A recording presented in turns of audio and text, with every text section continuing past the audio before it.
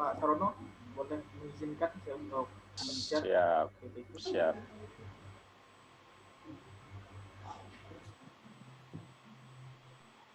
Silakan bisa dimulai Pak Huda.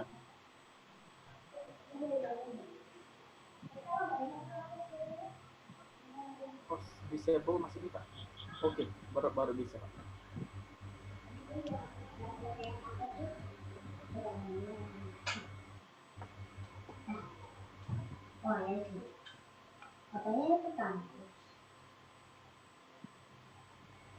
Assalamualaikum warahmatullahi wabarakatuh. Waalaikumsalam warahmatullahi wabarakatuh. Alamin yang kami muliakan Profesor Dr. Hamdan MA PhD dan juga yang saya hormati rekan-rekan seperjuangan di Universitas Islam Negeri Al-Hudin Makassar.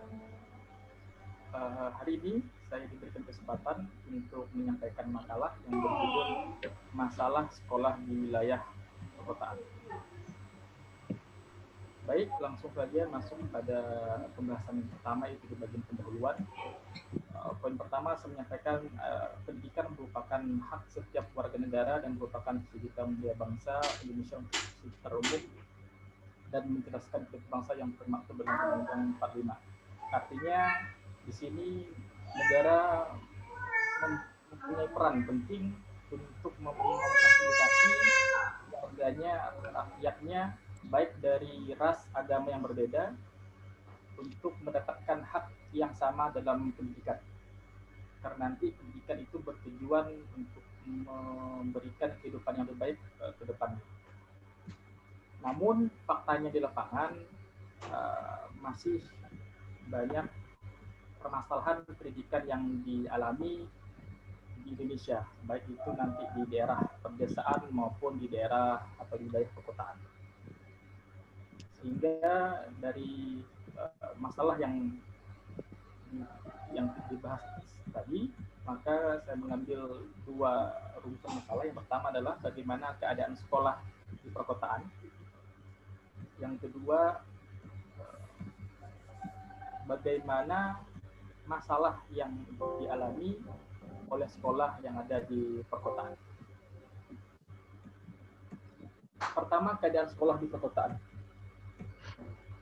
Di kota itu mempunyai fasilitas sekolah yang memadai kalau kita bandingkan dengan di desa. Sehingga dengan kondisi sarana prasarana yang memadai itu, yang menunjang itu, membuat atmosfer pembelajaran juga lebih nyaman, lebih baik. Seperti gedung yang banyak, lokal yang banyak, ditambah lagi bahkan ada sekolah yang mempunyai fasilitas AC. Ditambah lagi dengan tempat bermain anak-anak juga dipenuhi, olahraga juga, dan sekarang zaman teknologi ditunjang juga dengan internet, sehingga tadi yang juga saya sampaikan membuat atau mengakibatkan sekolah yang ada di kota lebih baik kalau dibandingkan yang ada di desa untuk segi fasilitas sekolah. Selain fasilitas sekolah yang bagus di kota, ditunjang juga dengan guru yang mempunyai kompetensi yang baik. Hal ini dikarenakan di kota itu adanya atau terjadinya penumpukan guru-guru. Dalam teori apa tadi yang saya ada baca itu di artikel saya, metrosentrik, artinya kecenderungan orang-orang yang ingin tinggal di kota dan menolak tinggal di desa.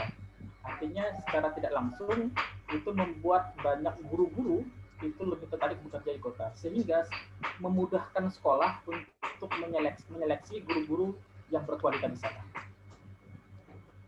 Dan itu yang terjadi kalau dibandingkan desa, biasanya kecenderungan guru-guru itu ala kadarnya, yang mau ataupun bahkan ada di sekolah yang tidak linear. Misalkan dia mengajar guru agama, tapi basicnya bukan dari agama itu di desa. Tapi kalau di perkotaan berbeda, memang dari guru-guru yang mempunyai kompetensi dan sekolah mempunyai kemewahan privilege untuk memilih guru-guru yang bagus tersebut. Itu keadaan sekolah yang ada di perkotaan. Berikutnya ke masalah yang ada di sekolah di perkotaan. Artinya begini, walaupun dengan fasilitas yang bagus, guru yang berkualitas, tidak lepas masih atau tidak bukan berarti sekolah itu tidak punya masalah di kota atau sekolah di kota itu tidak punya masalah. Masalah yang biasanya sering terjadi itu terkait dengan biaya pendidikan yang relatif mahal. Relatif mahal.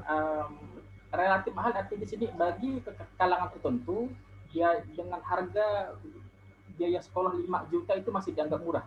Tapi untuk sebagian besar masyarakat, kalau 5 juta per tahun itu atau per semester itu berat. Beberapa tahun lalu, sebelum adanya dana BOS ataupun kebijakan dari pemerintah untuk mengurangi bahkan menggratiskan biaya sekolah, itu banyak sekolah-sekolah yang seperti memanfaatkan momen tersebut untuk memungut biaya yang besar bagi masyarakat atau bagi peserta didiknya. Sehingga banyak orang tua yang berkeluh kesah atau bahkan menganggap pendidikan itu dianggap alat untuk materialistis atau dianggap bahan bisnis saja. Namun belakangan di negeri sudah ada kebijakan untuk mengurangi atau menggratiskan, sehingga biaya yang ada di negeri sekarang sudah mulai dianggap lumayan murah kalau dibandingkan tahun-tahun yang lalu. Kalau dulu SPP bayar dengan kurang lebih angka 300 ribuan bahkan jutaan, belum lagi biaya gedung, belum lagi biaya lain-lain dan seterusnya, biaya les dan lain. Namun walaupun di negeri sudah adanya penurunan biaya, ada masalah lain yang timbul, yaitu kuota yang tidak memadai, sehingga mau tidak mau masyarakat atau siswa yang ada di kota harus memilih sekolah swasta, di mana sekolah swasta di kota itu tadi sampaikan di awal biayanya relatif mahal. Kita lihat contoh di Jakarta, saya mengambil di pusat ibu kota negara.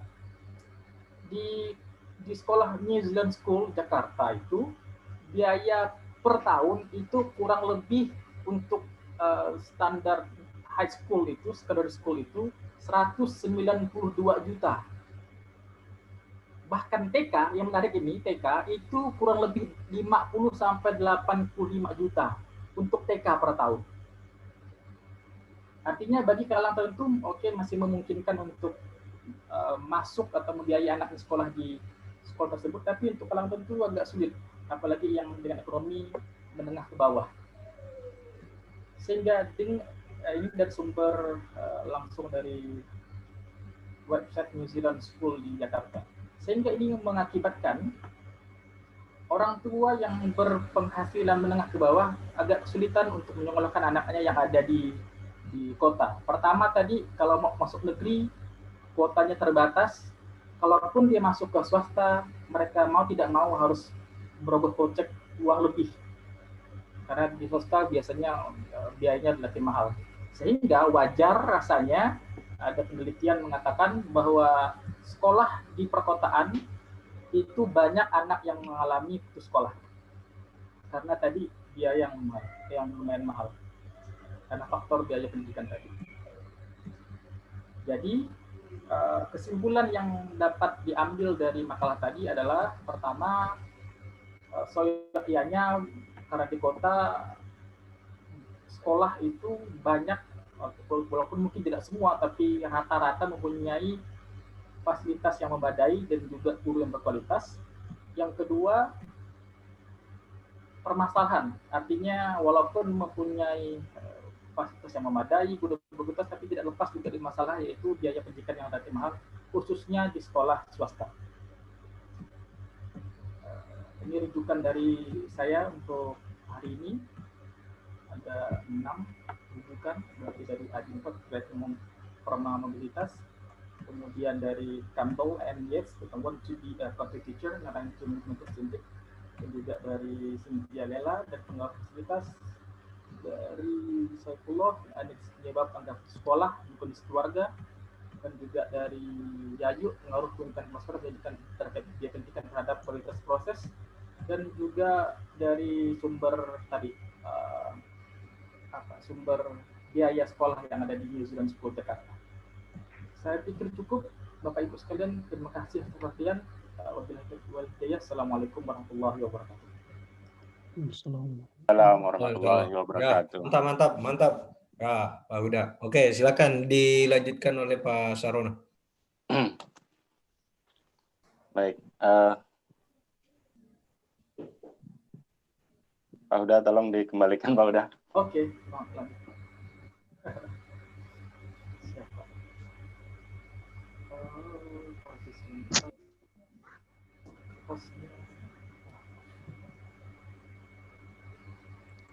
Baik, terima kasih atas waktu yang diberikan kepada kami. Assalamualaikum warahmatullahi wabarakatuh.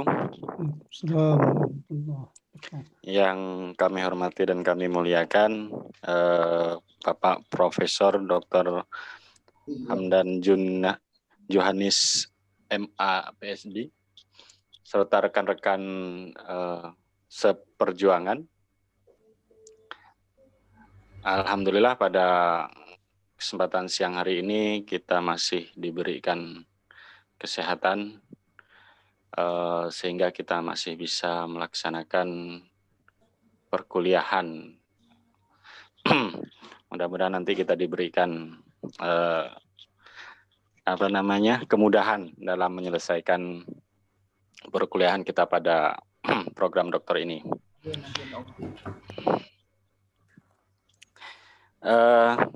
Saya melanjutkan dari apa yang disampaikan oleh Pak Huda, yang mana tadi Pak Huda menyampaikan terkait dengan pendidikan di kawasan perkotaan.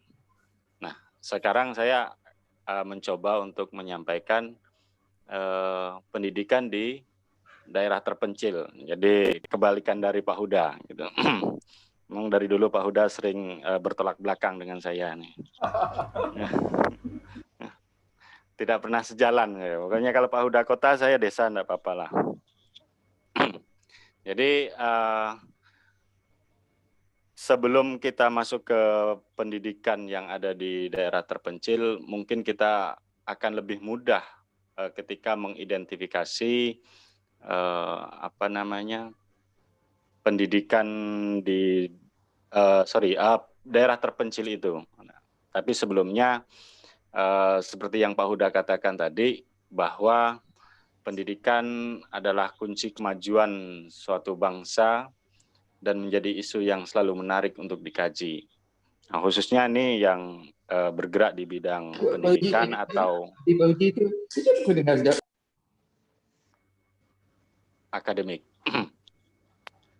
Nah, hal ini juga senada dengan amanat Undang-Undang Dasar 45, yaitu pasal 31 ayat 1-5, yang mana pendidikan itu adalah hak setiap warga negara, baik yang di kota maupun di desa, seharusnya memang mendapatkan pendidikan yang cukup dan maksimal.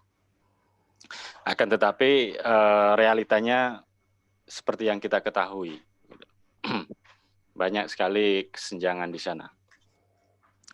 Nah, pada makalah yang saya buat ini ada 3 topik yang akan saya bahas. Yang pertama terkait dengan daerah terpencil. Nah, yang kedua permasalahan pendidikan di daerah terpencil, dan yang ketiga adalah solusi alternatif yang ditawarkan.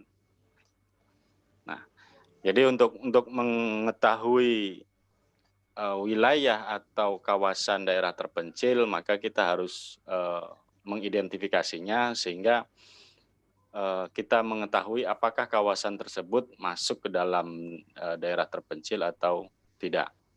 Nah, di sini minimal ada 6 kriteria yang bisa kita gunakan. Yang pertama yaitu dari sisi ekonomi masyarakat. apakah sudah mapan ataupun sudah mencukupi di wilayah tersebut atau di daerah tersebut. Perekonomian masyarakat seperti apa. Yang kedua, dilihat dari SDM.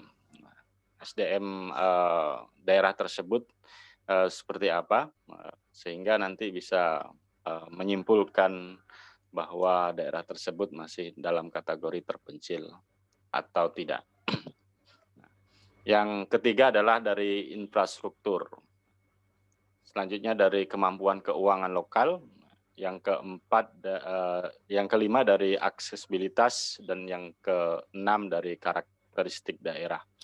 Nah, keenam ini menjadi tolak ukur untuk menunjukkan daerah tersebut itu terpencil atau tidak. Nah, biasanya istilahkan dengan 3T, terpencil, tertinggal, dan terluar. Seperti daerah saya. Itu saya jujur orangnya. Ini makanya saya kemarin memilih topik ini karena sesuai dengan daerah saya. Sangat miris sekali.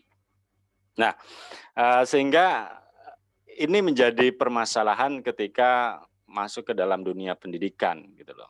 Karena tidak bisa dipungkiri daerah-daerah yang terpencil ini memiliki keterbatasan gitu loh. Keterbatasan dari berbagai faktor. Seperti contohnya misalnya kita lihat dari faktor SDM manusia. Nah, padahal kita tahu bahwa dunia pendidikan itu yang menjadi tonggak atau pilarnya adalah guru gitu loh. Nah, akan tetapi ketika SDM-nya ini tidak mumpuni, maka bagaimana kita akan menghasilkan mencetak anak-anak yang berkualitas atau bermutu.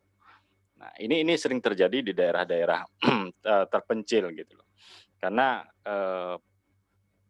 kesulitan untuk mencari SDM. Yang faktor yang kedua dari infrastruktur. Nah, infrastruktur ini juga berpengaruh terhadap dunia pendidikan karena berkaitan dengan akses informasi maupun dari bentuk jangkauan secara administratif. Terus faktor yang ketiga dari kinerja dan kesejahteraan guru. Nah, ini juga sangat menarik karena kita sering sekali melihat fenomena yang terjadi di daerah-daerah bahwa guru ini dituntut untuk bisa memaksimalkan proses pembelajaran ataupun kecapaian pendidikan, akan tetapi tidak didukung dengan kesejahteraan. Nah, ini makanya sering ada berita-berita di TV juga, sering demo-demo guru honorer untuk diangkat menjadi PNS. Nah, ini salah satu sebabnya karena memang dari sisi kesejahteraan belum begitu optimal. Terus faktor lain misalnya dari proses pembelajaran yang masih konvensional. Nah, ini dikarenakan keterbatasan dari lembaga pendidikan tersebut. Gitu. Jadi kalau di bahasa sederhana yang bisa dipakai adalah proses pembelajarannya itu seala kadarnya. Gitu. Karena mau mengikuti standar kurikulum yang diterapkan pemerintah belum mampu dari berbagai hal. Gitu. Jadi ya masih adanya seperti itu sehingga untuk mencapai hasil yang maksimal masih sangat jauh sekali. Dan faktor selanjutnya yaitu dari jumlah dan kualitas buku yang belum memadai. Nah, ini juga menjadi faktor pendukung dan penunjang sebagai proses pembelajaran, yaitu media-media seperti buku. Karena ya ada istilah buku adalah jendela dunia, akan tetapi ketika buku tidak begitu memadai, bahkan kadang tidak ada, maka bagaimana bisa mencapai dunia kalau seperti itu.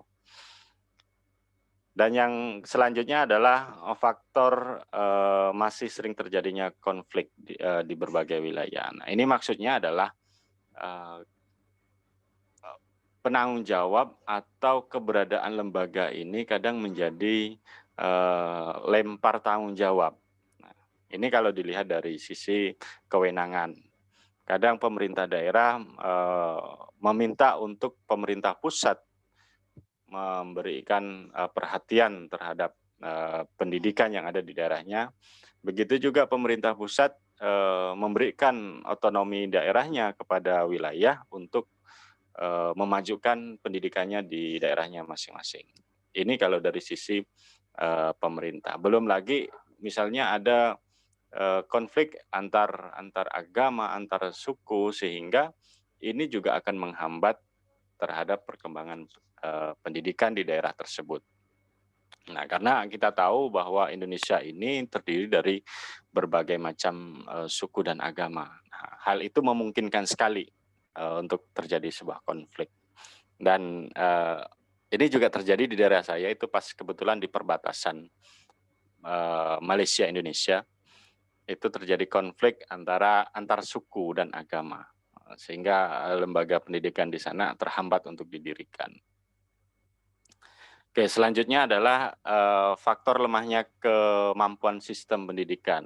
Nah, ini juga sangat fenomenal di Indonesia karena sistem pendidikan di Indonesia ini sangat berubah-ubah sampai ada semacam anekdot yang mengatakan bahwa ganti menteri ganti kurikulum. Nah, ini kan salah satu bukti menunjukkan bahwa pendidikan di Indonesia ini belum mapan, selalu dinamis mengikuti kebutuhan secara individu maupun secara nasional. Gitu. Individu maksudnya dari kemauan Pak Menteri atau kebutuhan di kementerian. Selanjutnya ada faktor keterbatasan anggaran yang dimiliki. Nah, ini juga menjadi salah satu pemicu kesenjangan pendidikan yang ada di daerah terpencil maupun di kawasan yang tertinggal. Karena tidak begitu memadai baik dari sisi kesejahteraan maupun dari infrastruktur. Dan selanjutnya adalah dari faktor pendidikan yang belum berbasis pada masyarakat dan potensi daerah. Nah, ini seringkali terjadi di daerah terkait dengan standar, gitu. Karena standar nasional itu berlaku untuk seluruh wilayah tanpa terkecuali. Akan tetapi fasilitas baik dari penunjang maupun yang pokok, primer maupun sekunder, itu tidak sama di setiap daerah, sehingga keterbatasan di lembaga pendidikan tertentu itu sangat berpengaruh terhadap pencapaian pendidikan, standar pendidikan yang ditentukan oleh pemerintah. Nah, dari faktor-faktor tersebut bisa kita simpulkan bahwa ada 3 pokok dasar permasalahan di pendidikan di Indonesia. Yang pertama terkait dengan permasalahan tenaga pendidik. Nah, ketika kita ngomongin tenaga pendidik, maka itu banyak cakupannya yang berkaitan dengan tenaga pendidik. Misalnya terkait dengan kesejahteraan. Tidak bisa dipungkiri juga seorang pendidik juga harus sejahtera, sehingga ada semangat untuk memberikan atau mendidik para peserta atau siswa. Jangan terlalu lama ya presentasinya. Baik, Pak. Selanjutnya terkait dengan permasalahan fasilitas. Fasilitas ini kan merupakan pendukung, instrumen pendukung dalam pencapaian pendidikan.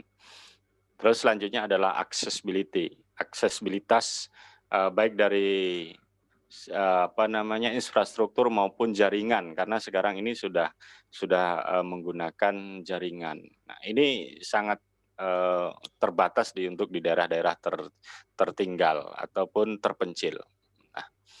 Nah, jadi dari beberapa permasalahan yang dikemukakan tadi, mungkin ada beberapa solusi alternatif yang bisa ditawarkan. Yang pertama, subsidi silang tenaga ahli. Nah, karena seperti yang disampaikan oleh pemakalah pertama tadi, banyak yang berkeinginan untuk tinggal di kota, sehingga terjadi penumpukan tenaga pendidik di sana. Subsidi silang dari sisi dana maupun fasilitas juga sangat memungkinkan, penyediaan media yang memungkinkan terjadinya pertukaran dan subsidi silang informasi pembelajaran seperti studi banding dan lain sebagainya. Nah, ini beberapa solusi yang mungkin bisa ditawarkan dari kami. Mungkin sekian dan terima kasih. Assalamualaikum warahmatullahi wabarakatuh. Waalaikumsalam warahmatullahi wabarakatuh. Ya, terima kasih Saudara Emsa Bikul Huda dan Pak Sarono. Presentasi perdana untuk kuliah kita ini secara umum on the track lah, bagus lah ya. Artinya merespon apa yang saya harapkan untuk dilakoni saat presentasi. Menyampaikan PowerPoint dan membentangkan isu-isu yang relevan dengan topik yang dibahas. Ini sudah memenuhi dan bagus. Saya kira presenter berikutnya ini perlu diikuti ya, kalau bisa lebih bagus lagi. Nggak usah terlalu panjang juga. Nanti makalahnya di store terakhir kalau sudah presentasi semua. Nah, sebelum mempersilakan pada teman-teman yang lain, saya hanya ingin memancing dengan beberapa komentar tambahan dari presentasi dua sohib kita ini. Yang agak lemas, yang menarik adalah sangat informatif. Jadi memberi informasi pada kita. Cuma yang agak lemah menurut saya adalah analisis yang lebih filosofis dari persoalan itu. Ya, karena ya level S3 itu kan nilai filosofisnya yang perlu muncul. Ya, misalnya ya pendidikan di kota kan hampir semua kita paham itu, Pak Huda. Kalau fasilitas bagus, kalau sarana memadai, infrastruktur oke, mulai dari sekolah umum sampai sekolah agama. Ya, bahkan madrasah-madrasah negeri itu sangat kompetitif. Ya, boleh dikata secara umum bisa mengalahkan sekolah-sekolah umum. Itu menjadi primadona. Di Makassar ini misalnya Madrasah Sanawiyah Negeri yang ada di Petarani itu kan itu menjadi buruan semua anak-anak sekolah yang ingin lanjut di sekolah menengah pertama.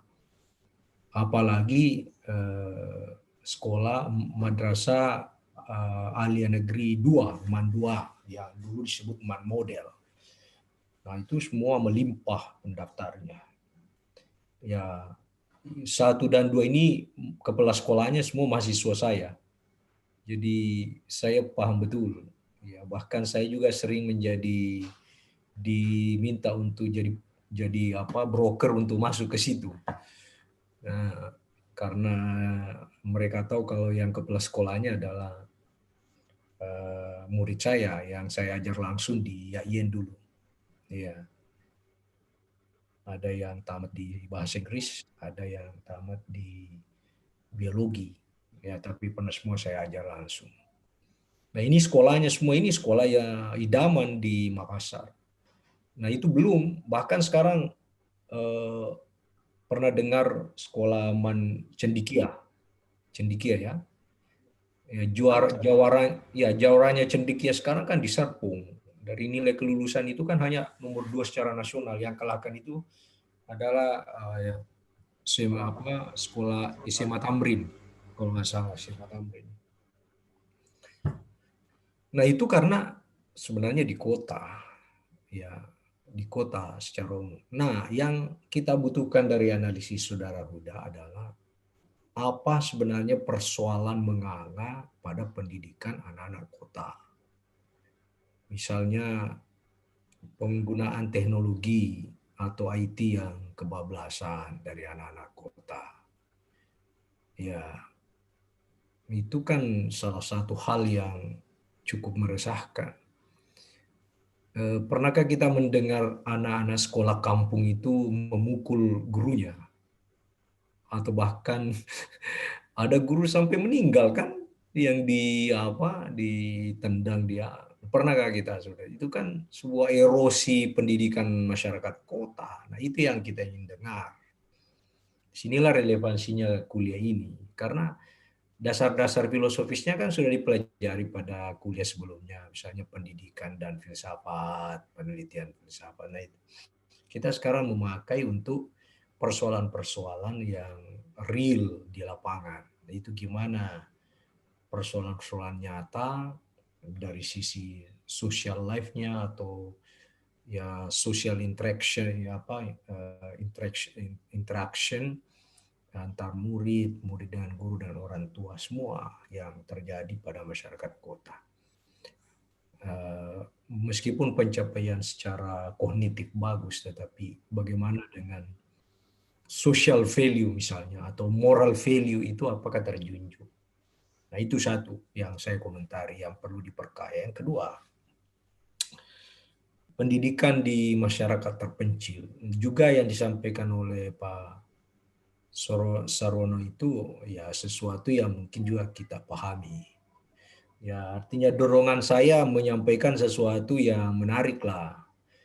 Ya artinya kalau informatif sudah lumayan, tapi nilai-nilai filosofis tentang pendidikan yang ada di desa terpencil itu yang harus dieksploitasi dulu, diangkat menjadi bahan perdebatan.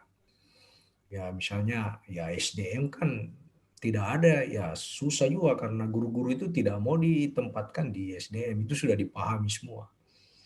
Nah, sarana dan infrastruktur misalnya itu memang selalu tertinggal. Tapi ada satu yang menarik, misalnya rupanya di daerah terpencil, terluar dan apalagi satu kan, terpencil, tertinggal, terpencil dan terluar itu.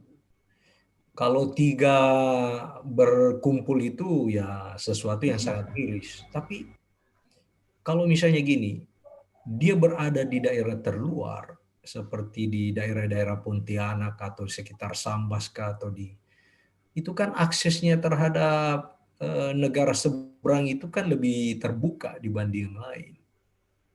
Iya, misalnya taruhlah saya contohkan, kalau misalnya Pontianak mungkin ke Kucing yang dekat ya, tapi kalau misalnya Nunukan, dia lebih aksesnya itu lebih terbuka ke Tawau, ke Sandakan. Itu hanya kurang dari 1 jam speedboat gitu. Artinya apa?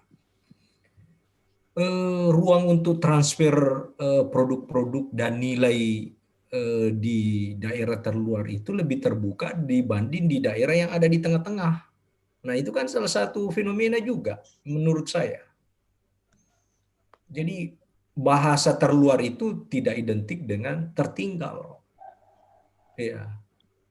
Bahasa terpencil itu tidak identik dengan terluar atau tertinggal. Karena ya bahasa tertinggal itu tentu bisa saja ada di mana-mana, ya tak terkecuali di kota. Tapi yang menarik menurut saya itu ketika misalnya melihat daerah Nunukan atau daerah apalagi kampungnya Pak siapa lagi yang dari Kapuasulu, Bro. Kapuasulu itu kan dekat sekali dengan sana. Justru ruang untuk kesempatan untuk mengakses kemajuan dari seberang itu lebih terbuka. Taruhlah misalnya gini, di Papua Jayapura, saya pernah Jayapura, terus saya pergi ke perbatasan. Nah, di situ saya sempat menyeberang ke Papua Nugini. Cuma memang sih Papua Nugini itu tidak lebih baik dari Indonesia. Nah, beda dengan kalau kita eh, menyeberang, kalau kita bertetangga dengan Malaysia. Cuma poin saya, ada perbandingan terhadap nilai-nilai pendidikan yang dianut, dan itu sebuah nilai plus, apakah itu maju atau tidak.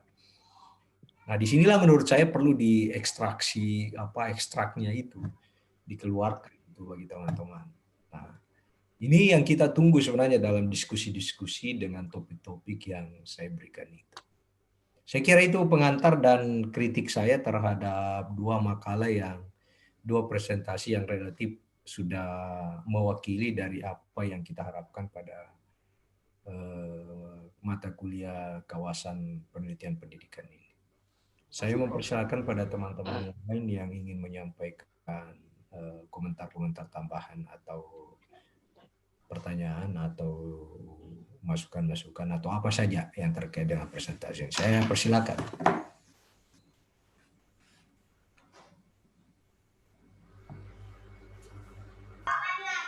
Saya kali ya. Silakan Pak Muhajir. Silakan Pak Muhajir. Silakan. Bismillahirrahmanirrahim. Assalamualaikum warahmatullahi wabarakatuh. Waalaikumsalam warahmatullahi wabarakatuh. Yang saya hormati Profesor Dr. Hamdan Johanis dan teman-teman semuanya yang saya muliakan. Saya menanggapi dua pemakalah langsung nih, karena ini dua hal yang memang berlawanan ya, satu di kota dan satu di desa, dan saya ingin berdiri di antara keduanya. Jadi bisa ke Pak Huda, bisa ke Pak Sarono.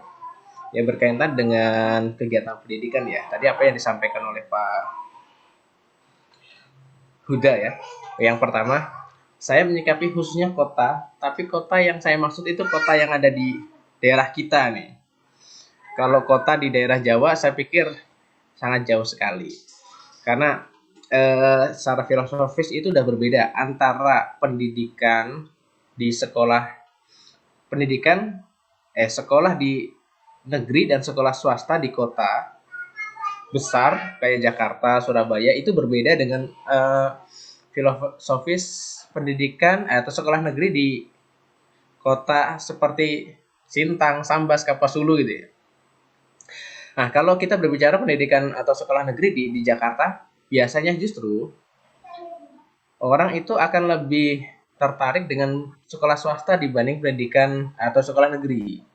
Kalau di kota besar seperti Jakarta. Karena biasanya sekolah swasta itu cenderung mempunyai motivasi, semangat belajar, motivasi guru, kreativitas guru, semangat belajar yang lebih dibanding dengan sekolah negeri pada umumnya. Nah, berbeda dengan ada yang di lingkungan kita, memang seperti tadi yang dikatakan Pak Huda, ketika sekolah negeri yang ada di kota seperti Sintang, kota kecil lah ya, nah, emang biasanya sekolah negeri itu menjadi tujuan utama, karena dan biasanya faktor pertama yang dituju itu bukan karena kualitas biasanya pada umumnya, tapi karena sekolah negeri itu murah. Ya, murah. Karena tadi sudah ditanggung dengan biaya BOS untuk sekolah-sekolah negeri. Karena BOS itu tergantung pada jumlah siswa dan jumlah siswa, sehingga sekolah negeri semuanya hampir ditanggung oleh sekolah. Nah, berbeda dengan sekolah swasta yang kemudian cenderung berjuang lebih keras ya untuk mendapatkan biaya. Oleh karena itu biasanya gurunya pun lebih terpancing, lebih termotivasi untuk mengembangkan atau menjual apa yang ada di sekolahnya. Itu mungkin yang pertama. Yang kedua berkaitan dengan motivasi guru, mungkin berkaitan dengan tadi mungkin apa yang disampaikan Pak Profesor itu saya pikir juga ada benarnya, berkaitan dengan tidak selalu sekolah kota itu lebih unggul dibanding sekolah di desa. Saya melihat situasi terutama di masa pandemi ini, khususnya di Sintang, saya justru banyak terlibat dalam kegiatan-kegiatan pelatihan-pelatihan, pengembangan-pengembangan pembelajaran, itu justru dengan guru-guru yang ada di daerah 3T. Bahkan Ketua IGI Sintang itu dari 3T, dan kemudian beliau pernah mendapat prestasi secara nasional, bahkan pernah menjadi duta guru dikirim ke luar negeri. Nah, dalam berbagai macam forum pelatihan kegiatan pengembangan SDM guru di Sintang ya, saya bicarakan di Sintang karena yang saya tahu di Sintang, justru yang terlibat dalam kegiatan itu saya tidak menemukan guru-guru di kota, karena mungkin mereka sudah berada di zona nyaman kali ya, mengajarnya sudah perlu karena tadi mungkin semuanya terfasilitasi. Tapi itu bukan berarti kemudian para guru itu sudah memiliki kemampuan terutama dalam pendekatan teknologi saat ini yang justru diperlukan oleh saat ini. Oleh karena itu, mungkin ini tadi bertentangan dengan apa yang disampaikan oleh kedua pemakalah bahwa sekolah di kota itu biasanya selalu lebih unggul atau bahkan kemudian sekolah di desa itu pasti identik dengan selalu tertinggal. Nah, justru saya malah menemukan ketidaksesuaian di antara keduanya saat ini, ya bahkan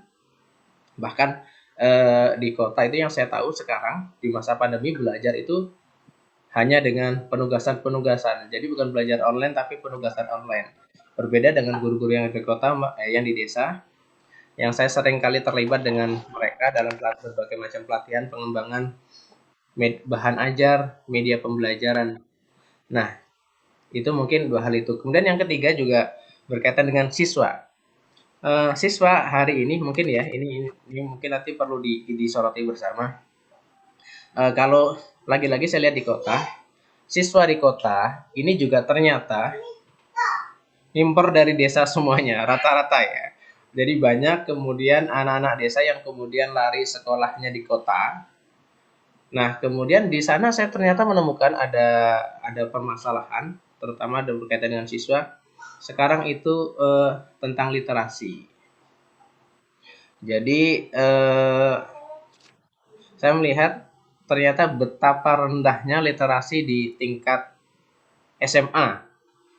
Pernah saya tanyakan di 3 kelas itu, saya survei dari 40 siswa, ternyata tidak satu pun yang malamnya itu menyiapkan atau membaca bahan ajar untuk materi berikutnya. Nah, kira-kira mungkin ini permasalahan apa yang kira-kira bisa menjadi solusi bagi kita bersama sehingga anak-anak siswa kita baik yang di desa dan di kota itu bisa seperti yang kita harapkan. Mungkin itu saja. Oke, terima kasih Bapak. Saya akan menanggapi langsung pertanyaan dari Pak Muhammad Muhajir. Saya dulu atau Pak Sorono ya Pak? Saya dulu Pak ya. Ya. Yang pertama terkait dengan apa tadi Pak? Dengan biaya Pak ya? Pak Muhajir. Biaya dan motivasi guru kali ya. Motivasi guru. Yang pertama terkait dengan biaya, mungkin yang Bapak lihat itu hanya segelintir mungkin Pak. Jadi mungkin memang tidak semua sekolah di desa itu mempunyai pendidikan yang biasa-biasa. Tapi kalau dibandingkan dengan di kota, ya pasti lebih banyak. Apalagi tadi kejauhan mungkin saya ke Jakarta. Kalau kita bandingkan dengan yang ada di kota Pontianak dengan yang ada di daerah kita, kalau di luar negeri itu akan ada bedanya city dengan town. Kalau city itu kota besar, kalau town itu cuma kota-kota di pinggir-pinggir kota besar tadi. Apalagi yang di daerah village-nya kan ya. Artinya perbedaan fasilitas yang ada di kota itu pasti secara tidak langsung mempengaruhi yang ada di desa. Kalaupun motivasi ada di desa itu tadi saya sampaikan tidak semua, karena kecenderungan guru yang ada di desa itu sekarang lebih mementing tidak cuma di desa Pak, di kota juga begitu, kecenderungan untuk mencari uang untuk menghidupkan sehari-hari. Bedanya di kota sudah terpenuhi Pak dengan gaji yang lumayan cukup. Contoh saja Pak, ini juga menarik nih. Kenapa mereka bisa mempunyai gaji yang lumayan kalau di kota? Kita ambil yang swasta. Negeri mungkin mereka sudah dapat pegawai negerinya Pak. Kalau swasta, jangankan di sekolah menengah SMP SMA, di Al Azhar Pontianak itu TK, masuk TK itu per lebih 5 juta Pak. Dia gedung 5 juta, anak TK Pak. Yang saya pikir tamat TK langsung tidak digunakan ijazahnya Pak, langsung bekerja kan tidak. Tamat TK saya mau bekerja kan tidak. Tapi mereka difasilitasi untuk itu, akhirnya nanti mensupport guru untuk mengajarkan atau memberikan pendidikan yang luar biasa untuk anak. Dan itu tidak terjadi di daerah Pak. Di daerah kalau TK saya lihat PAUD guru hanya digaji 200.000 per 200.000 3 bulan atau 300.000 per 3 bulan dirapel. Jadi akhirnya apa yang terjadi, kita lihat saat ini dengan fasilitas yang memadai, belum banyak anak-anak kita yang di TK yang pastinya kualitasnya pasti berbeda dengan anak-anak yang di kota. Kalaupun ada cuma 1-2 itu pun belum lagi nanti faktor-faktor orang tuanya Pak, ada perhatian khusus dari orang tua di rumah. Berbeda tadi dengan yang ada di kota. Berikutnya apalagi Pak? Tentang apa Pak? Saya lupa. Yang pertama tadi terkait dengan biaya Pak ya. Yang kedua motivasi guru di desa dan di kota itu berbeda. Ya pasti motivasi tadi karena di desa di kota karena tadi fasilitas sudah cukup, kepemimpinan juga pengaruh, kepemimpinan yang berpengaruh, akhirnya guru lebih fokus kepada bagaimana peningkatan mutu kalau di kota. Kalau di desa itu kalaupun ada yang Bapak alami tadi tidak se ekstrim, tidak radikal. Maka saya bilang di desa kami Pak, saya dulu bersekolah di SD Mengkudu Bapak. Di SD Mengkudu itu pernah juara 1 tingkat provinsi. Itu pun hanya untuk 1-2 periode Pak. Periode berikutnya sudah jatuh Pak. Sudah jauh di sana. Cuma tidak yang konsisten. Beda dengan yang ada di luar negeri, yang di kota. Mereka itu motivasi selalu tinggi karena tuntutan dari pimpinan dan juga dari orang tua yang selalu memaksa mereka untuk menjadi lebih baik karena dengan uang tadi yang diberikan orang tua untuk sekolah. Kalau di desa mungkin tidak, karena mereka tidak punya beban itu, tidak beban untuk memenuhi kebutuhan yang ada di sekolah. Berikutnya untuk yang literasi juga menjadi masalah yang klasik yang ada di Indonesia. Kita lihat kecenderungan anak-anak kita itu lebih senang bermain game daripada untuk baca buku. Saya pernah mendengar kutipan dari Anies Baswedan pada saat itu masih jadi menteri pendidikan kalau tidak salah seperti itu. Di bukunya mengatakan bahwa begini, seharusnya pendidikan karakter itu tidak diberikan kepada anak-anak, kata Anies Baswedan, tapi harusnya pendidikan karakter itu diberikan kepada orang tua maupun guru. Bagaimana anaknya bisa mau sholat subuh kalau orang tuanya masih tidur pada jam 4 subuh? Bagaimana anak didiknya tidak merokok kalau gurunya masih merokok di ruang sekolah? Atau bagaimana muridnya mau hobi membaca kalau pada saat ngobrol dengan dosen, saat ngobrol dengan guru di lingkungan sekolah yang dibahas masalah game, masalah bola.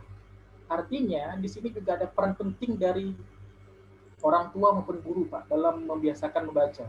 Kalau dibentuk lingkungan yang bagus, artinya tidak cuma dituntut si anak rajin membaca, dan juga harus ada kesadaran juga dari orang tua, saya pikir mudah rasanya membuat atau mematikan minat anak untuk dalam membaca. Jadi tidak itu yang kalau kan sering, saya kan kebetulan dari guru bahasa Inggris, saya sering, atau guru bahasa Indonesia juga begitu, bahasa Arab juga begitu, memaksa anak untuk saling membaca. Paling mereka membacanya di sekolah atau di kelas saja. Tapi pada saat di luar mereka melihat teman, melihat orang tua, senior yang dilihat juga tidak membaca, dia berpikir mungkin ngapain harus membaca. Karena tadi contoh atau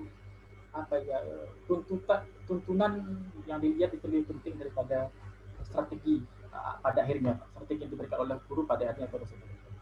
Saya pikir dari saya Pak. Assalamualaikum warahmatullahi wabarakatuh. Assalamualaikum warahmatullahi wabarakatuh.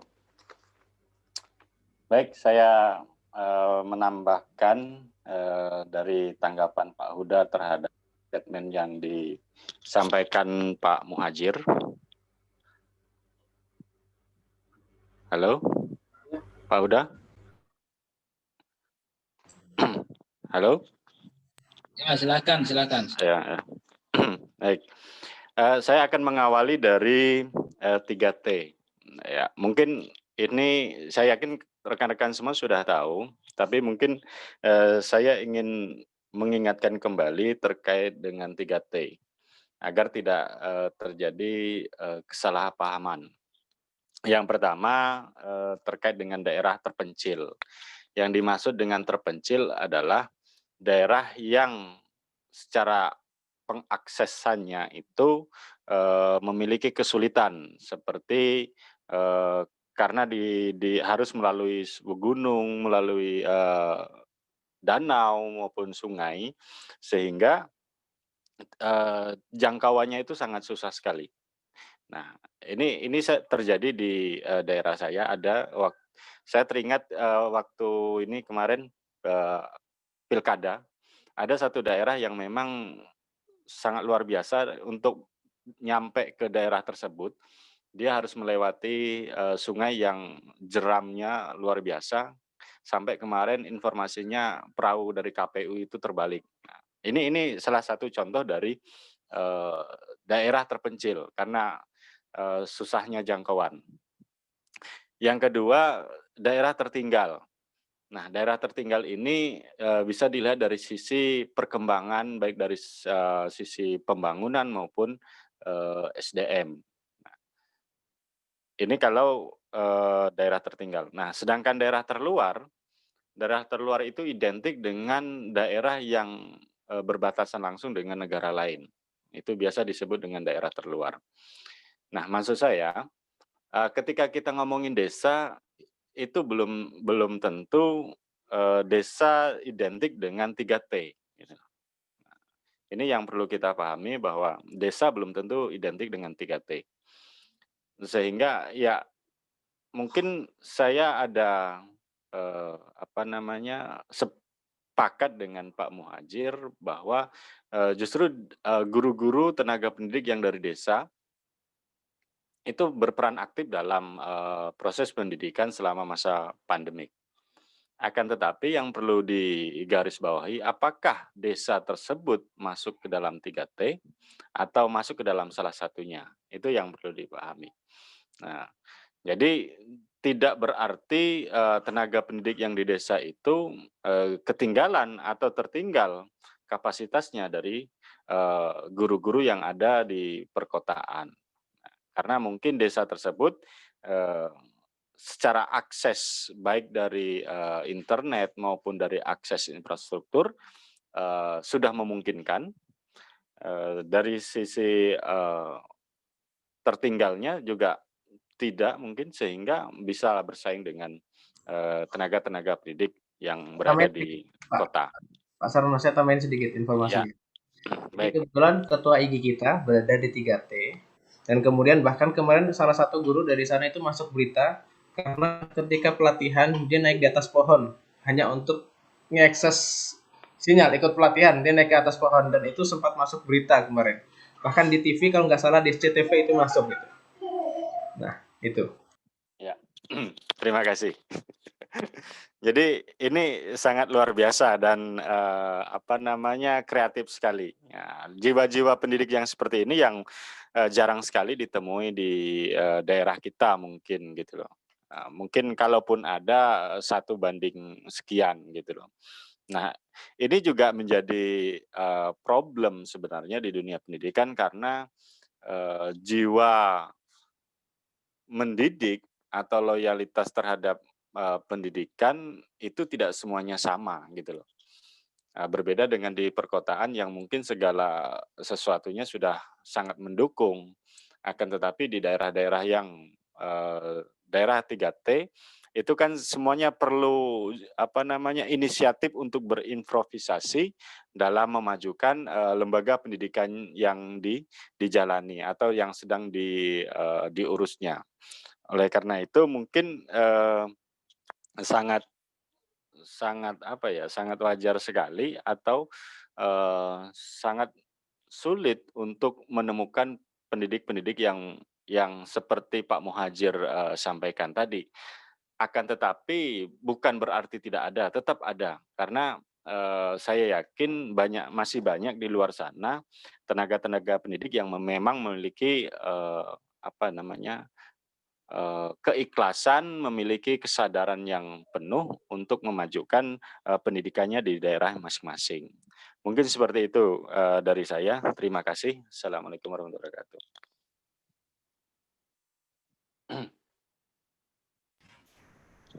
Ya, Baik. masih ada. Mungkin rekan-rekan yang lain boleh menambahkan. Saya Prof. Silakan, Pak Etri. Baik, Assalamualaikum warahmatullahi wabarakatuh. Waalaikumsalam warahmatullahi wabarakatuh. Saya ingin mengomentari Pak Sarono dulu ya tentang ini tenaga pendidik di daerah terpencil. Ya memang kebanyakan guru enggan ya untuk bertugas di daerah terpencil.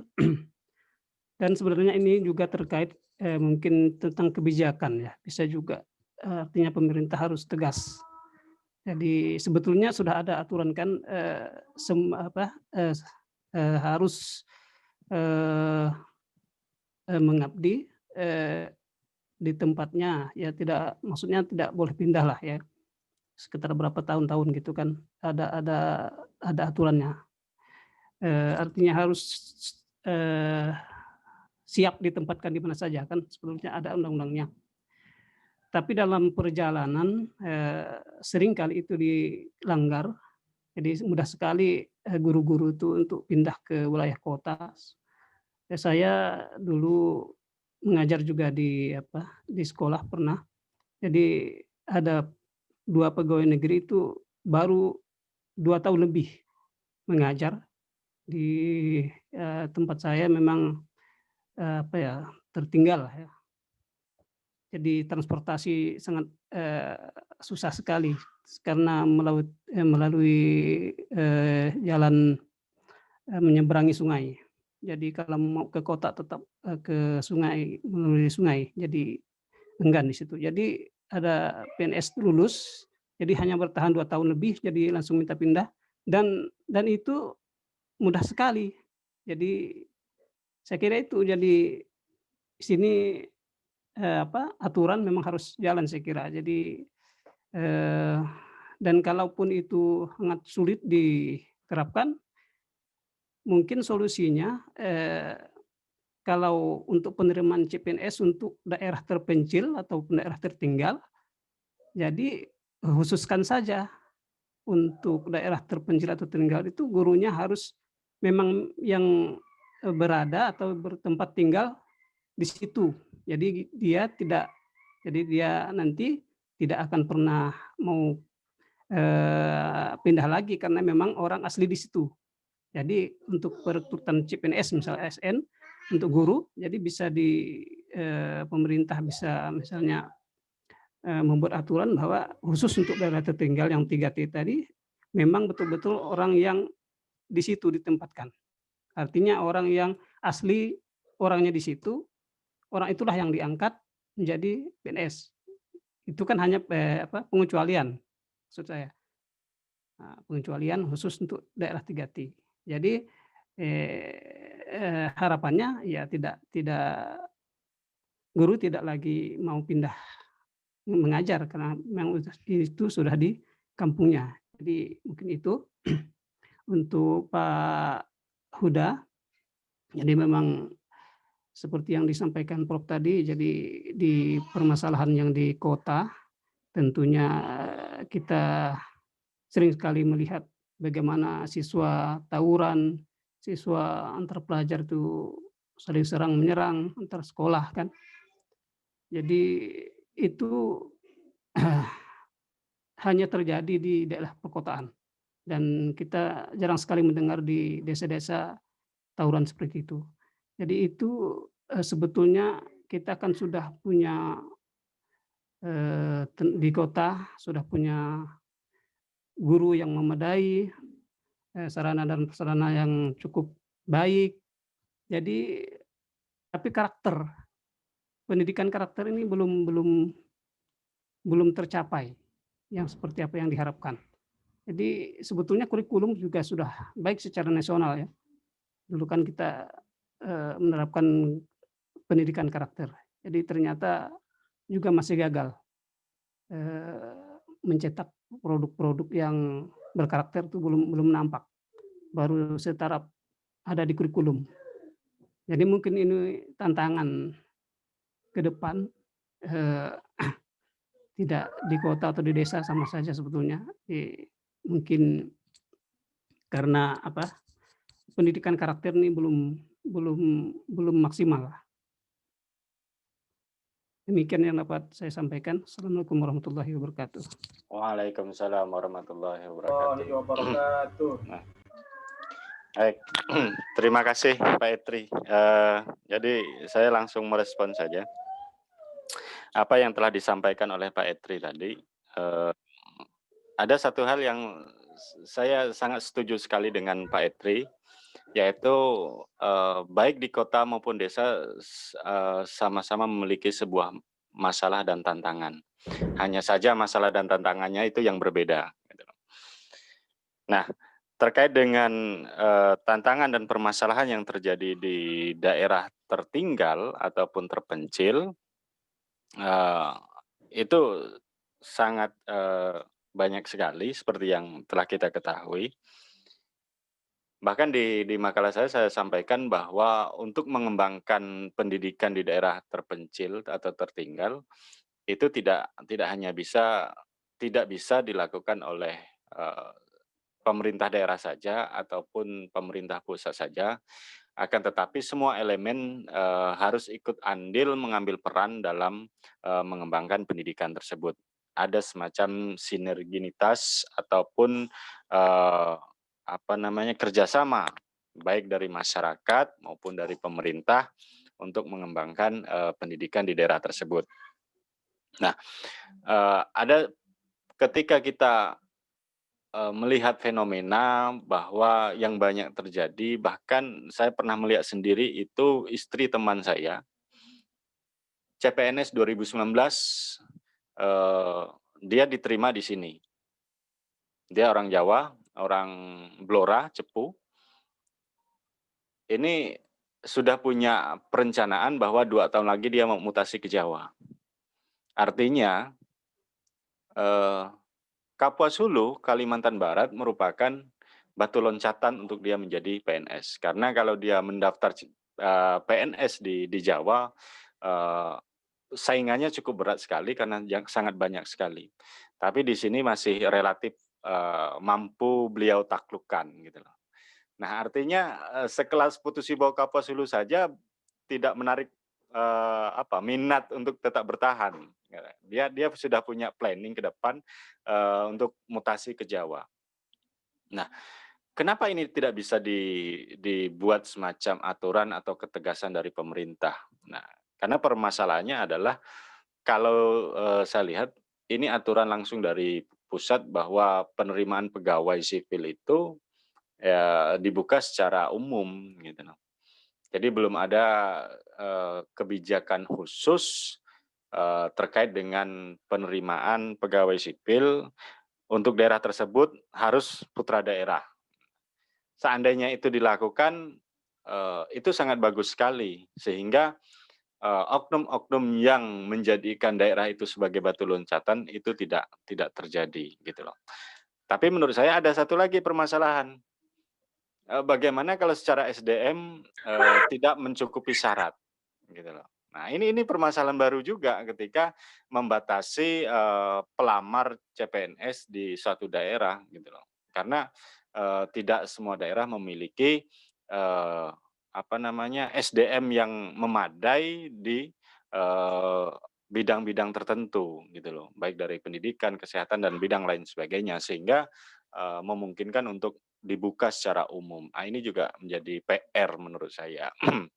Tapi secara substansi sih bagus kalau memang setiap daerah diperuntukkan untuk putra-putra daerah tersebut gitu loh, tidak untuk umum. Hanya saja permasalahan akan timbul gitu terkait dengan kesiapan SDM untuk memenuhi syarat menjadi pegawai sipil. Mungkin itu saja dari saya. Terima kasih. Assalamualaikum warahmatullahi wabarakatuh.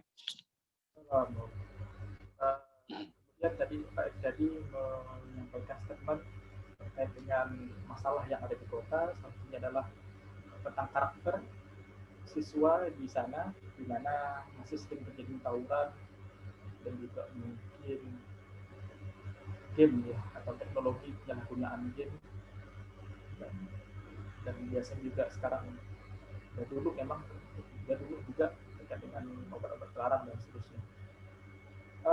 Di makalah saya itu saya memang memfokuskan hanya pada satu masalah, yaitu di bagian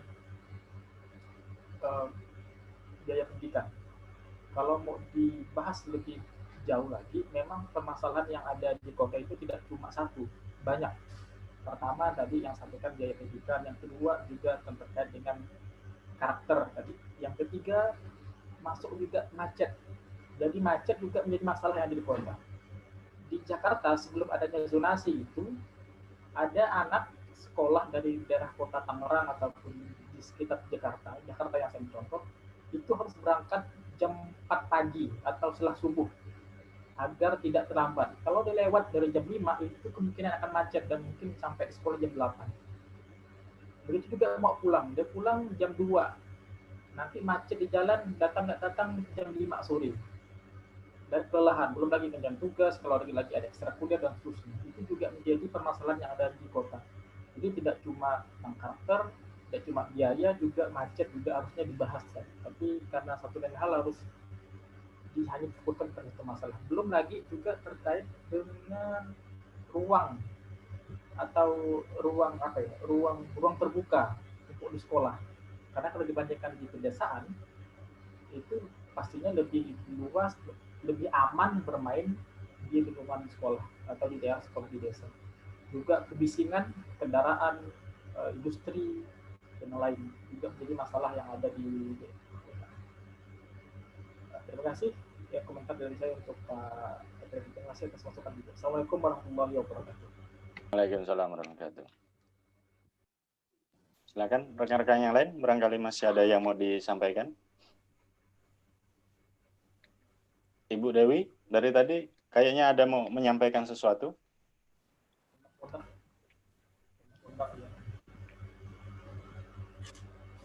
Oke, saya tambahkan lagi ya.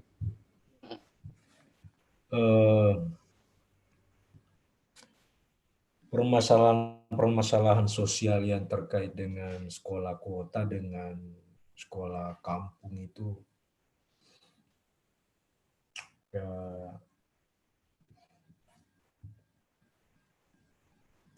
tentu berbeda ya. Tentu berbeda. Artinya dari masalah itu masing-masing melahirkan militansinya masing-masing. Kalau misalnya berangkat dari pengalaman saya yang memulai pendidikan di sekolah kampung, terus sampai sekolah di luar negeri itu kan, ya saya merasakan perbedaan-perbedaan itu. Tantangannya juga beragam. Ya, lalu misalnya saya membandingkan dengan diri saya yang bersekolah di sekolah terpencil dengan anak saya sekarang yang sekolah di sekolah kota. Itu betul berbeda. Ya, jadi ada yang didapat, ada juga yang tergerus. Ya, dulu misalnya nilai moral itu begitu sangat kuat ya kita pegang, termasuk nilai lokal. Dan itu yang mewarnai pendidikan kampung kita. Ya, kalau dulu kita melapor ke orang tua kalau dipukul guru kan itu bisa didobel hukuman itu dari orang tua. Itu dulu. Jadi kita takut sekali melapor kan, Ketika melapor, didobel lah hukuman itu, dibilang pasti kau yang salah. Bukan dibela ya, Prof. Kan dibela. Nah, sekarang, yang saya ingin katakan pada pendidikan kota sekarang, dengan seiring dengan perubahan pendidikan sekarang ini, betul-betul guru itu harus behave sama murid-muridnya, karena ada kanal-kanal pelaporan yang justru menghambat proses guru itu mentransfer bukan sekedar pengetahuan tetapi nilai. Nah, disinilah perbedaannya. Nah, yang berikutnya juga adalah anak-anak pendidikan, anak-anak sekolah yang hidup di kota itu kan hidupnya dirampas oleh teknologi. Nah, sementara anak-anak yang sekolah di kampung, apakah itu wujudnya terpencil atau terluar atau tertinggal, mereka memanfaatkan alam untuk mereka bisa bermain dengan sangat leluasa. Jadi ruang publiknya anak-anak itu nyata. Kalau ruang publiknya anak-anak kampung itu nyata. Sementara ruang publiknya anak-anak kota maya. Yang mana lebih baik? Ya mau maya mau nyata. Nyata, Prof. Ya, tentu kita ingin yang nyata. Nah, jadi sungainya anak-anak sekolah kota itu adalah wallpapernya laptopnya atau HP-nya. Tapi sungainya anak-anak kampung itu sungai nyata di belakang rumah yang tempat dia berak, cebok, dan juga mandi. Yang meningkatkan ya vitalitas dan imunitasnya yang tidak dimiliki anak-anak kota. Halamannya anak-anak kota, sekolah kota sekarang halaman bermainnya ya adalah layar sempit yang ukuran 5x10 kan, yang HP-nya yang dipegang masing-masing. Tapi halaman mainnya anak-anak itu semua tanah yang berada di depan rumahnya. Nah, disinilah betul-betul perbedaannya. Dan kalau saya menyaksikan itu, apa yang dirasakan oleh anak-anak kita ini, serasa ingin kembali ke pendidikan kampung atau yang terpencil itu. Ya, saya dulu tidak pernah menggunakan kata bosan waktu kecil. Bosan. Nah, anak saya kadang menggunakan kata itu minimal 3 kali seminggu. Ya, kita dulu tidak pernah bosan waktu kecil. Justru ya bosan tidur kita, bukan bosan ya. Kapan lagi siangnya kita mau bermain. Iya, gitu perbedaannya. Bagaimana ya pulang dari sekolah kita mau langsung bermain, dan terlalu cepat itu datangnya maghrib karena kita mau layar, ya kita mau main apa namanya bola, petak umpet. Ya, minimal kalau kita tidak punya skill bermain bola ya kita jadi ya wasit kah atau hakim garis atau tukang bola. Semua itu kita kerja dengan seluruh posisi dan dinamika kita. Apalagi kampung saya itu kan ada gunungnya, ada sawahnya, ada sungainya. Jadi saya bisa peragakan semua nilai-nilai kampung. Saya bisa berenang, saya bisa mencangkul, dan saya bisa memanjat pohon. Ya, jadi sedikitlah beda-beda dengan monyet yang ada di Camba, Maros itu kan. Kemampuannya itu. Nah, ini sesuatu apa ya? Suatu rahmat berkah ya untuk menjadi produk dari sekolah kampung, karena cerita itu hanya bisa jadi memori tapi tidak bisa kita kembali atau diputar balik. Karena tidak bisa direkayasa itu untuk menjadikan kembali kampung. Jadi persepsi publik masyarakat kota tentang terpencil itulah yang mempengaruhi sikap kita. Artinya perbedaan takaran kepintaran kognitif, ya literasi yang saudara tadi cerita, yang Sarono cerita, itu adalah persepsi kemajuan peradaban manusia dalam perspektif kota. Tapi kalau keadaban mau diukur dengan nilai-nilai lokal, ya belum tentu juga orang tinggal di desa itu kurang beradab. Iya, karena justru anak-anak kota sekarang yang alienasi dari kehidupan sosialnya. Ya, bulan Ramadan yang lalu itu saya banyak menulis tulisan-tulisan pendek yang saya share ke medsos yang terkait dengan pertanyaan-pertanyaan reflektif. Sekiranya kamu diminta untuk memilih kembali apakah kamu mau menjadi anak sekolah kampung atau anak sekolah kota. Itu kan reflektif. Sekiranya kamu diberi kesempatan untuk mengulangi kembali, yang mana kamu mau pilih? Mau tinggal di kampung atau tinggal di kota? Ya, itu. Nah, itu semua yang itu bias dari hasil daripada pendidikan masyarakat kota dengan kampung. Nah, yang lain lagi misalnya kenakalan remaja. Betul-betul kenakalan anak-anak sekolah di kota itu luar biasa kan, sangat bisa-bisa sangat mengkhawatirkan sekali kan, penggunaan lem, penggunaan apalagi namanya lem kastol, penggunaan narkoba, sabu-sabu. Iya, mana ada cerita seperti itu di kampung? Apa yang mau yang mau dihisap di kampung itu kan palingan dedaunan kan yang harum-harum baunya. Ya, syukur-syukur juga tidak ada daun ganja ya seperti yang ada di Aceh.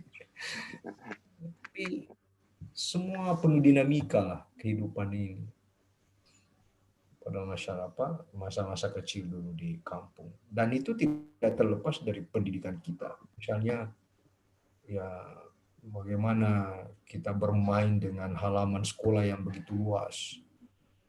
Ya, kita upacara hari Senin. Nah, upacara saja sekarang di sekolah ini kan menjadi sangat tidak menarik. Dulu itu upacara bendera itu menjadi ajang bagi kita untuk memperlihatkan ya keunggulan kita dari teman-teman dan nasionalisme kita seperti apa. Termasuk juga menghafal nama-nama menteri. Dulu di sekolah kampung itu lancar sekali kita. Sekarang mana kita bisa hafal nama-nama menteri yang anak sekolah. 2 tahun ganti, bro. Iya, dan itu menteri hanya karena menteri seperti Sandi saja yang ditahu, yang idolanya emak-emak. Tapi mana kita bisa tahu sekarang menteri agama yang diganti itu ya.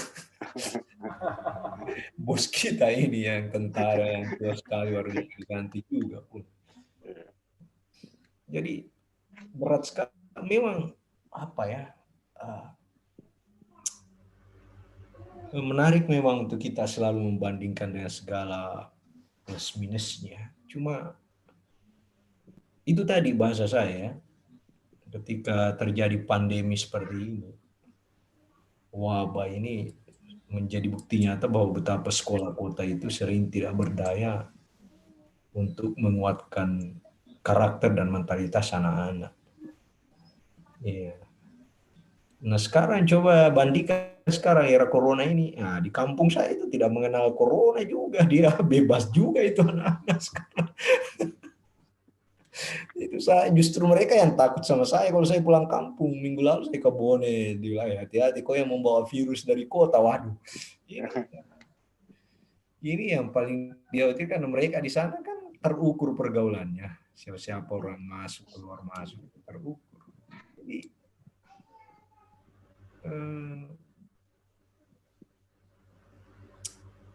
menjadi orang kampung itu sebenarnya sebuah tren baru ini yang harus dihidupkan kembali.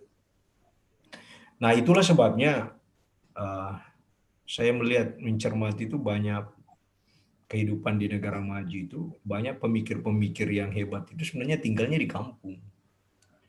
Ya, mereka terisolasi dari masyarakat kota, mereka merenung dengan fasilitasnya. Itu profesor saya di Australia itu banyak ya. Mau tahu tinggalnya itu dari kampus saya itu ada yang 100 kilo ya. Kau tahu ya, kalian tahu dari 100 kilo dari kampus. Di mana tinggal Prof? Dia, saya di daerah, kebetulan ada apa? Ada peternakan saya, ada kebun saya. Tinggal orang ya sekitar 100 km. Nah, padahal dia profesor terkenal. Nah, karena ruang-ruang perenungannya itu semakin terbuka. Iya. Nah, di tengah arus materialisme pendidikan ini juga yang dibahas tadi juga itu menjadi sangat menarik juga untuk dicermati ya. Apalagi fenomena sekolah kota yang selalu identik kualitas dengan harga. Jadi sampai-sampai disederhanakan. Kalau mau rame sekolahnya kasih mahal saja, pasti orang datang itu. Karena ya mahal itu artinya mutu, padahal belum tentu. Jadi lihatlah itu sekolah-sekolah yang bagus gedungnya itu pasti ramai karena dibikin oleh konglomerat, dibikin bagus gedungnya. Tapi pada saat pertandingan ya cerdas cermat atau olimpiade, ya belum tentu sekolah-sekolah yang pinggiran itu bisa kalah. Gitu kan. Nah, sekarang fenomena sekolah swasta. Saya membandingkan antara misalnya pendidikan di Barat dengan pendidikan di Indonesia. Kalau di Barat memang sekolah swasta dan perguruan tinggi swasta itu yang maju. Karena rata-rata pendidikan di sana sudah mengalami proses swastanisasi. Sebenarnya juga itu Bu, sudah menjadi tren juga di Indonesia. Jadi semakin maju sebuah perguruan tinggi itu semakin diswastakan. Kenapa di Barat swasta maju? Karena mereka memiliki independensi dalam pengaturan. Ya, mereka memiliki kemampuan untuk mengatur sendiri penganggaran dan pembiayaannya, termasuk mendapatkan bantuan-bantuan riset dari lembaga-lembaga lain. Tidak ada perguruan tinggi negeri yang sangat, rata-rata perguruan tinggi maju di Australia, di Kanada, di Amerika itu swasta. Nah, kita juga sudah menuju ke sana. Itulah sebabnya perguruan tinggi di Indonesia yang maju itu di PTNBH kan semi swasta. Perguruan tinggi berbadan hukum. Artinya apa? Mereka bisa mengatur sendiri urusan domestiknya. Termasuk membuka prodi, mengangkat dosen, itu mengatur seperti kalau di luar Jawa itu kan Unhas yang maju ya, PTNBH. Kalau Wina Laudin baru BLU, Badan Layanan Umum. Ya, kita punya anggaran sendiri dari SPP sendiri kita atur, dari bisnis itu 50% dan pendanaan negara 50%. Nah, kalau swasta sudah nol itu. Jadi kalau PTNBH sudah gaji dosennya yang negeri tetap digaji pemerintah, tetapi semua pembiayanya dari pendapatannya. Nah, itulah sebabnya PTNBH itu mahasiswanya berbayar mahal. Mereka jor-joran. Cuma mereka bisa ngatur diri sendiri. Ya, kalau kita misalnya yang bukan PTNBH mau membuka jurusan ini harus minta izin, mau mengatur ya macam-macam keterbatasan. Ya, ada yang jurusan yang mau dimatikan tidak bisa, ada yang mau dihidupkan susah. Ya, sama seperti jurusan-jurusan agama dulu itu susah itu kan, dan harus dipertahankan, itu core dasar kita di UIN. Nah, yang maju itu justru perguruan tinggi swasta di Indonesia. Ya, misalnya 10 besar itu saya pernah baca. Yang pertama itu Presiden University yang ada di Bekasi. Itu yang biaya SPP-nya per tahun itu 30 juta satu mahasiswa per semester, 30 juta. Nah, Anda punya SPP di UIN Makassar itu berapa sebagai dokter? 7 kan atau 5? Ya. Nah, dia berapa? Ya, kalau di Presiden University di Bekasi itu 30 juta per semester, baru S1 mereka. Bandingkan dengan SPP di Makassar, UIN Makassar, ada sampai hanya 400.000 per semester. Demo pula mereka untuk menurunkan SPP. Iya, padahal itulah SPP termurah baik di dunia maupun di akhirat. Nah, seperti itu. Yang kedua, Universitas Swiss German University yang ada di Tangerang, antara 20-an juta per semester. Ada juga Pelita Harapan, Bina Nusantara, BINUS. Mau itu apalagi Trisakti, Tarumanagara, Atmajaya. Nah, itu bisa menyalip, sudah rata-rata dia salip perguruan tinggi yang lain, negeri yang lain. Nah, syukur-syukur kita ini di UIN Alauddin, PT KIN, ya di luar Jawa kita lah yang mungkin yang paling kompetitif lah untuk perguruan tinggi keagamaan di luar Jawa ya. Ya, kita sama-sama, kita sendirian di luar Jawa. Bahkan tahun lalu kita UIN Alauddin kan paling banyak peminatnya dibanding perguruan tinggi lain di Indonesia. Itu artinya ya kita cukup kompetitif lah. Cuma kita masih harus perlu mendorong. Nah, ini yang saya coba gerakkan dalam kepemimpinan saya selaku rektor ini dan juga sebagai orang pendidikan. Nah, saya kira itu komentar-komentar saya kepada teman-teman. Kita istirahat dulu karena ini masih suasana tahun baru. Iya, Prof. Ya. Siap. Ya, Prof. Selamat tahun baru, Prof. Selamat tahun baru, Prof. Ya, asalkan tahun barunya baru yang baik-baik ya, jangan yang buruk-buruk yang baru. Amin, amin ya Allah. Amin, Prof. Insyaallah, insyaallah. Nanti Sehat minggu depan, selalu, Prof. ya, nanti minggu depan kita lanjut diskusinya dan saya harap teman-teman bisa lebih memperbaiki presentasi dan analisisnya. Tapi saya sangat apresiatif dengan kelas Sambas ini karena diskusinya sangat hidup. Terima kasih, Prof. Alhamdulillah. Oke dulu ya. Jadi Siap. saya atur lagi presentasi minggu depan 2 orang lagi. Nah, Ya, minggu depan 2 Siap. orang, Prof. ya 2 orang dan tidak usah terlalu panjang, pendek-pendek saja presentasinya biar diskusinya bisa lebih pendalamannya lebih bagus. Oke teman-teman ya, Siap, Prof. terima kasih banyak ya. Siap. Assalamualaikum. Terima kasih, kasih Prof. ilmunya, Prof. Waalaikumsalam warahmatullahi wabarakatuh. Terima kasih, Prof. Ya, terima kasih banyak. Terima kasih. Minggu depan yang tampil Bu Eliah dengan Pak Muhajir. Oke. Bu Eliah dengan tema penelitian pendidikan keagamaan, Pak Muhajir dinamika pendidikan. Madrasah kan? Madrasah. Ah ya madrasah. Tadi udah